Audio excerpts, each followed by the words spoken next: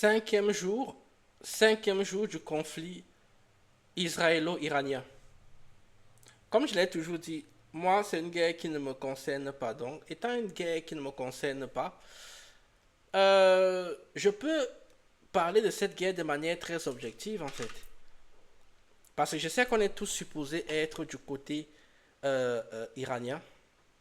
Parce que quand moi je regarde les réseaux sociaux, enfin, ce que l'algorithme m'envoie, c'est juste des gens qui sont en train d'être contents de voir que, pardon, que Israël est en train de se faire frapper par l'Iran. Mais quand on va regarder l'affaire de manière très objective, vraiment de manière très objective, j'ai l'impression que l'Iran actuellement c'est la nouvelle Ukraine en fait.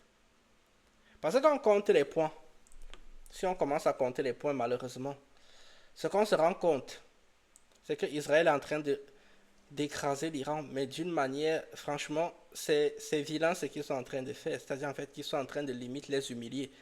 Si on est vraiment objectif, l'Iran n'est pas en train de gagner la guerre. L'Iran est même en train de la perdre. J'espère vraiment qu'ils ont un programme nucléaire parce que je ne vois pas comment ils peuvent les battre. Qu'est-ce que je veux dire par là? Je veux dire par là simplement que à chaque fois que Israël frappe l'Iran, il y a un haut gradé de l'armée iranienne qui meurt. À chaque fois que Israël frappe l'Iran, il y a toujours un haut gradé de l'armée iranienne qui meurt. Encore ce matin, on a le chef d'état-major qui est mort.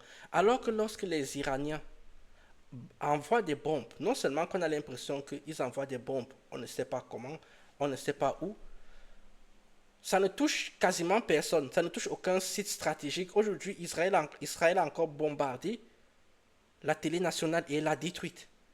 Quand eux ils bombardent, c'est ciblé. Il est vrai que l'Iran a quand même abattu quelques chasseurs et kidnappé une pilote. Je vous dis en fait que c'est dire à quel point tout le monde parle de l'armée israélienne. Hein. C'est dire à quel point ils sont en avance. Ils sont capables d'avoir maintenant des pilotes femmes. C'est extraordinaire ça. Moi, je suis juste en train de dire à l'Iran, c'est deux choses. Soit vous avez votre programme nucléaire et vous faites ce que vous devez faire avec, ce que nous, on ne souhaite pas, parce que ça va faire l'escalade, ça va devenir de votre petite guerre tribale là entre vous, ça va devenir une guerre qui va limite entraîner tout le monde dans l'engrenage, ce n'est pas ce qu'on veut. Soit vous déposez les armes, tout le monde s'assoit autour de la table et on discute. Et on discute sereinement. Vous pensez que ce que je dis est faux? Écoutez, c'est que le reportage sur TV5 Monde. Attendez, je vais vous mettre sur TV5 Monde et on va refaire, on va écouter. Écoutez ça. C'était il y a juste une heure. Hein. Non, il y a 2 heures avant que je lance le live, avant que le soleil ne commence à me brûler. Allez. C'est un porte-parole de l'armée israélienne qui a annoncé la nouvelle aujourd'hui. Le plus haut gradé de l'armée iranienne a été tué.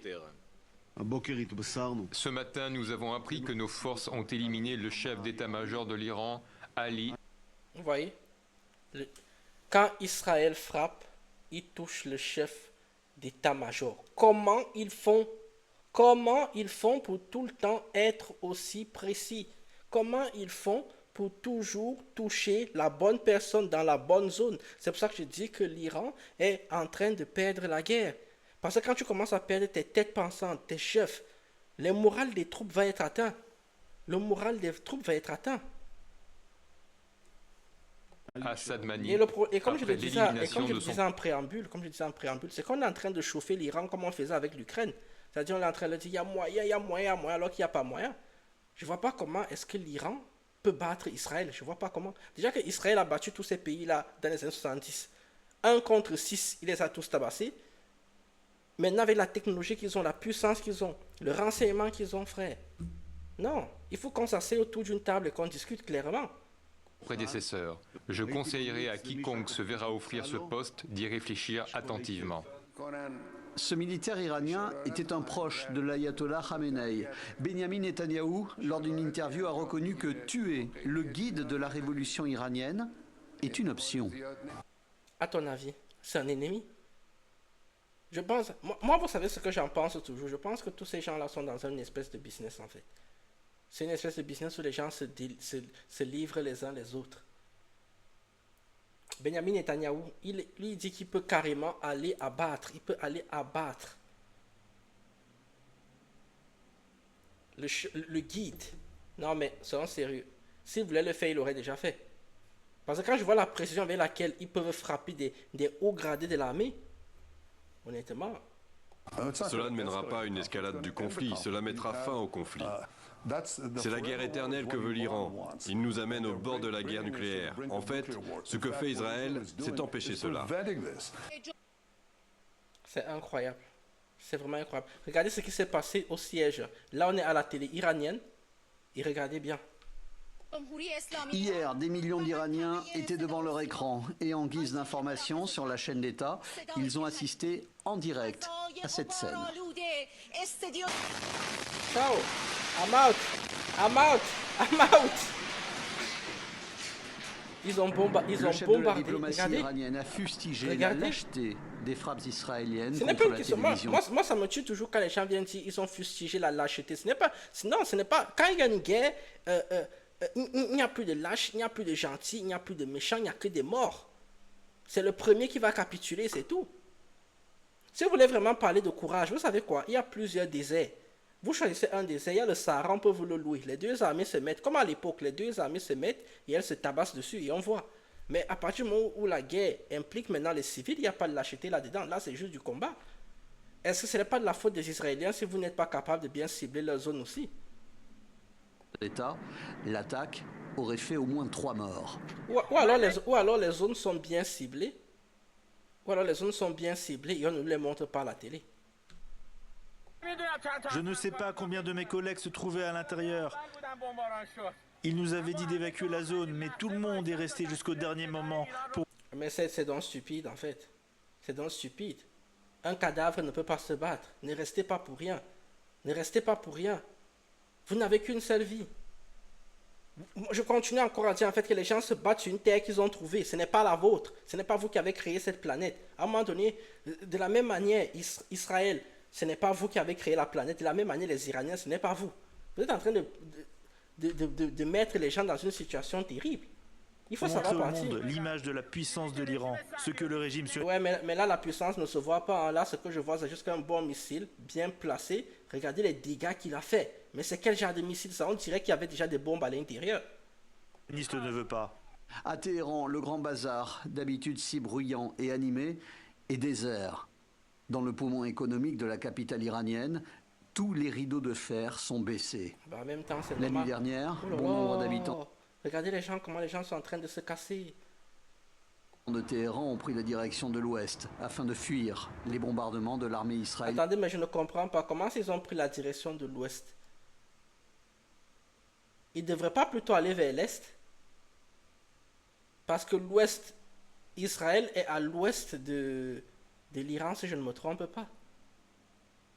Pourquoi ils vont vers l'ouest? Mais qu'est-ce que ce journaliste raconte? Sur les bombes, c'était Enfin, le c'est cas peut-être au vrai. même moment, ici à Tel Aviv, où des milliers de civils ont convergé dans des caves ou des parkings souterrains et ont attendu un SMS ou une annonce à la radio pour pouvoir reprendre une vie à peu près normale. Dans la banlieue de Tel Aviv, C'est quand même incroyable. C'est incroyable. La question, mais moi, la question que je continue à me poser, c'est mais vous vous battez même pourquoi? Qu'est-ce que vous cherchez? Qu'est-ce que vous cherchez en fait? Est-ce qu'il n'y a pas moyen de trouver la paix là-dedans? Parce que j'ai toujours dit en fait qu'avant la guerre, il y a la paix. Après la guerre, on signe des accords de paix, il y a la paix. Ça fait paix, guerre, paix. Pourquoi on fait la guerre?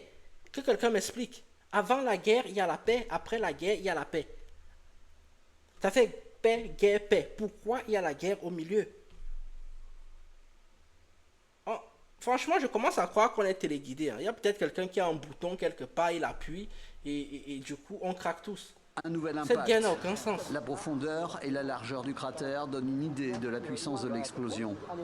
L'Iran affirme avoir détruit ces dernières heures des cibles stratégiques en Israël. Un centre de commandement du renseignement notamment. Ouais, mais pour l'instant... C'est un porte-parole oui, mais pour de l'instant, on ne l'armée voit rien. israélienne. Bon, c'était ça l'actualité de la journée en fait. Encore un commandant, un commandant iranien qui est mort. Donc moi franchement, je suis complètement quoi. Vous voulez qu'on vous dise quoi. Bref, on verra la suite. Allez, on va passer à une autre actualité parce qu'au bout d'un moment, il faut s'asseoir et commencer à réfléchir à comment est-ce qu'on peut trouver des accords de paix à travers le monde. Allez, moi je vous dis tchuss.